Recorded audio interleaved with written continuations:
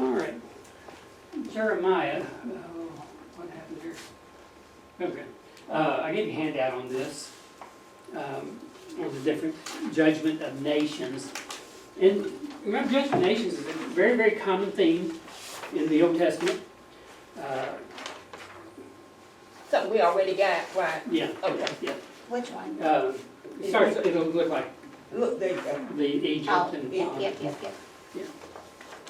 But a very common theme in the Old Testament, because it all goes back to Genesis chapter 12. Because I'll bless them a blessing, curse them a cursing. And so we find a lot of times the prophets, whether it's Amos or Jeremiah or Ezekiel, just over and over again, different books where it talks about the judgment of Moab, or the judgment of Ammon, or Egypt, what have you, because of how they treated God's people, God's nation. And so God does pronounce judgment. He does hold us accountable.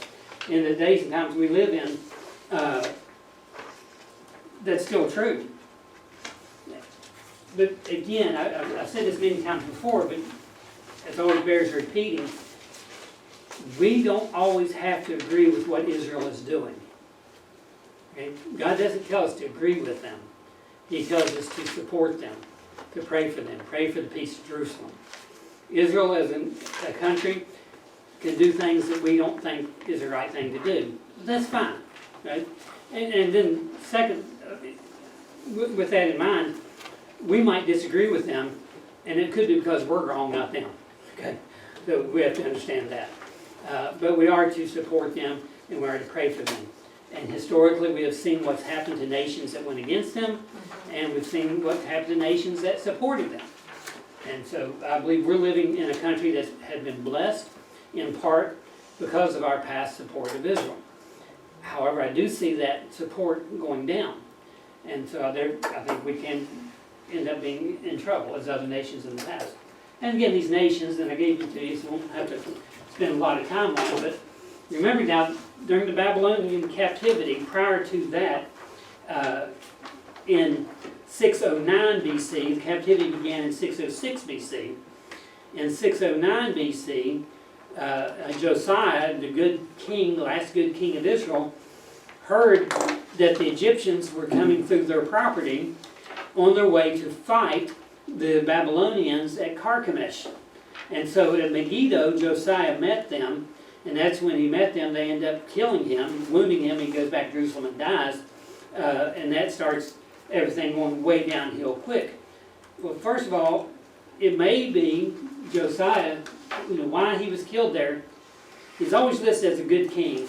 In fact, he's listed as the greatest king that ever was. He may have made, in part, an alliance with Egypt, saying that if they attack you, we'll help. If they attack us, you help. But Egypt decided to go on the offensive rather than on the defensive.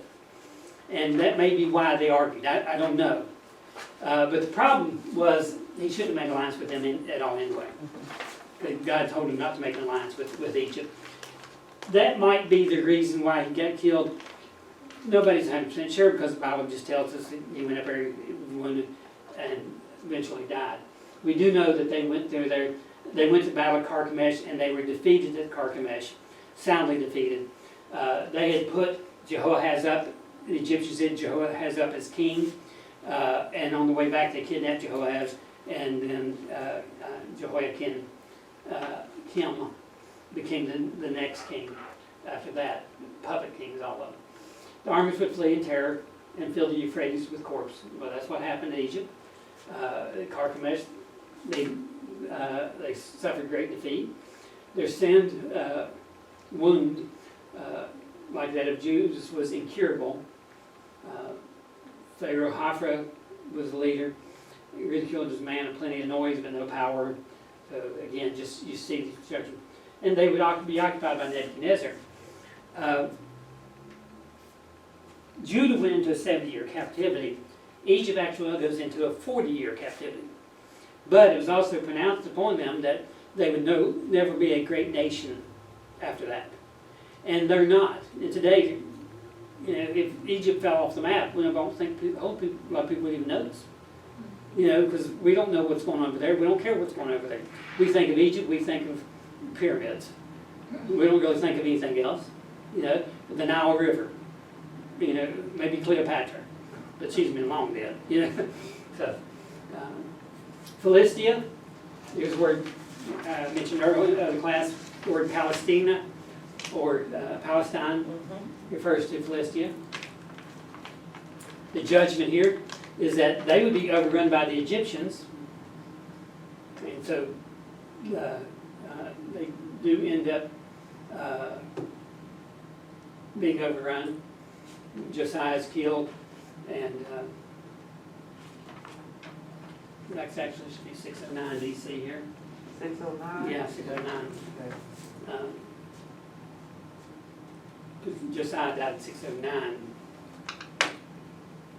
And 3 years later, they were overrun. They were captured by the Babylonians.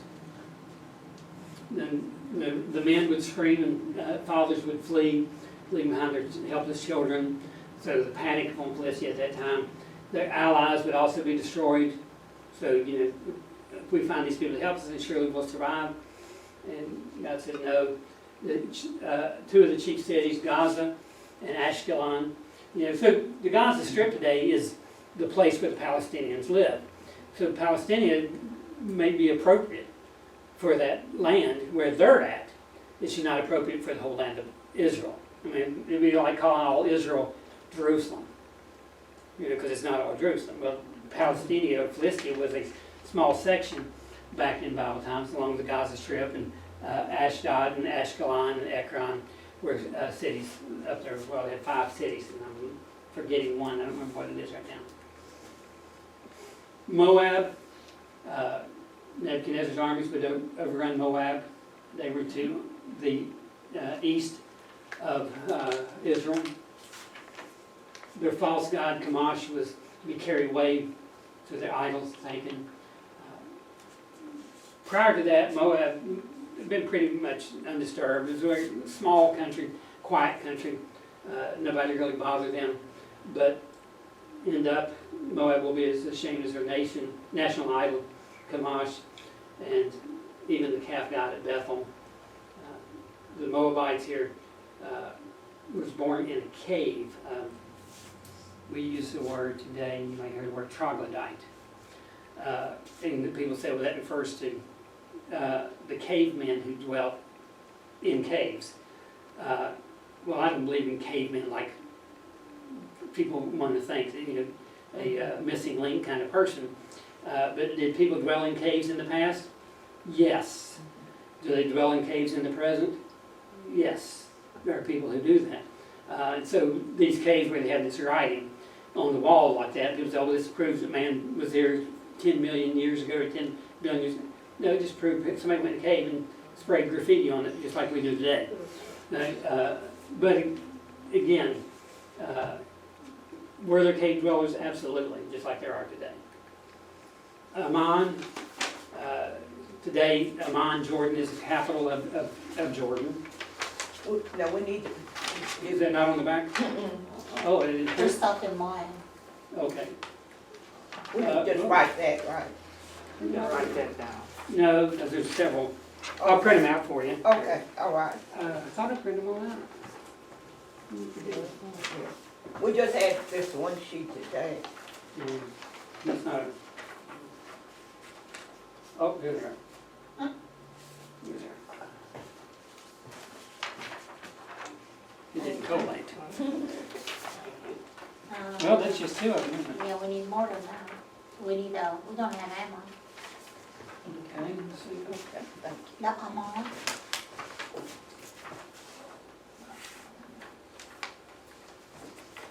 Oh, here's one more.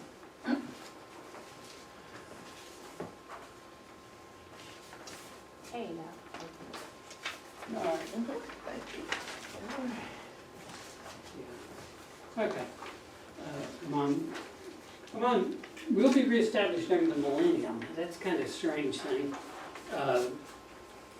That some of these countries we would think would be totally wiped out in the millennial kingdom Egypt is one. Egypt will be in the millennial kingdom. Ammon will have an establishment in the millennial kingdom. Why? Well, because God said so. That's all I know. I mean, God doesn't always tell us why He does things. Edom, cities would be as silent as Sodom and Gomorrah. The cry would be heard as far away as the Red Sea, but no help. Mhm. God would be merciful, though, to the widows and orphans. And, you know, God is a gracious God. And when God allows the death of the babies, that's hard for us to accept on one level. However, those babies die, they go to heaven. But only God has that right. I'm against abortion. I think it's sad what's going on in our society today. When those babies are aborted, they do go to heaven. So does that mean we should abort all of them? That way everybody goes to heaven? No. It's not our decision. That's God's decision. And we cannot justify it like that. Like, let's go soul winning and kill all the babies kind of thing. That's crazy. Damascus, their entire army will be destroyed in one single day. A fire would end up burning the city completely, the palaces. Kedar and Hazor, Arab tribes living in the desert. There's still a lot of nomads in the land of Israel. It's kind of strange because these nomads can go anywhere they want to go. The Bedouins is what they're called. And they go basically where they want to go. Israel tried to develop a city for them down south near Elat, the Red Sea. And they built a city for the Bedouins. And the Bedouins would come in and they had all these houses built for them and everything. And they'd come in and they'd pitch their tents in the yards of these houses and just stay in the tents. They'd never go in the houses. They refused. They want to be Bedouins. And they travel across the borders. Nobody stops them. They want to go into Jordan. Nobody stops them. Nobody questions them. Or other countries, back and forth. You know, for anybody else to try to do that, they would get in trouble. But they are still kind of respected over there. Elam, near the Tigris-Euphrates River. Capital at Susa. Susa, you remember the capital of Babylon at one point. Zedekiah's last king began ruling in Jerusalem during this time period here. And again, Elam is going to be reestablished part in the millennium as well. Babylon, of course, two Babylons seem to be referred to in these verses. One is historic Babylon, and captured by Cyrus and Darius. The other is future Babylon, which God will himself destroy, Revelation 17. And we talk about these in other classes, but in the millennial or tribulation period, Babylon will be reestablished as the religious headquarters, the great whore, Babylon. It also has a lot to do with the commerce, with the money at that point. And God will eventually destroy that during the Gog and Magog war. So you have historic Babylon and future Babylon, just like you have historic Rome and then the revived Roman Empire in the tribulation period. So after these Babylons, Israel will seek their God. Of course, that's after the end of the tribulation period. And in a sense, did happen historically. When Ezra returned, they did seek after God for a while. And of course, future, they definitely will during the millennial kingdom. The ungodly nations would weep over the destruction of both Babylons. I've shown you how wicked these nations were, that only the ungodly wept over them. Israel was to flee from both Babylons. And this kind of gives us a picture here. We talked about in Zechariah with the ephah, the basket, and then the woman put down the basket of sin, the lid put upon it, and then the basket was carried to where? Well, to Susa, to Babylon. And so God here giving a picture here of that.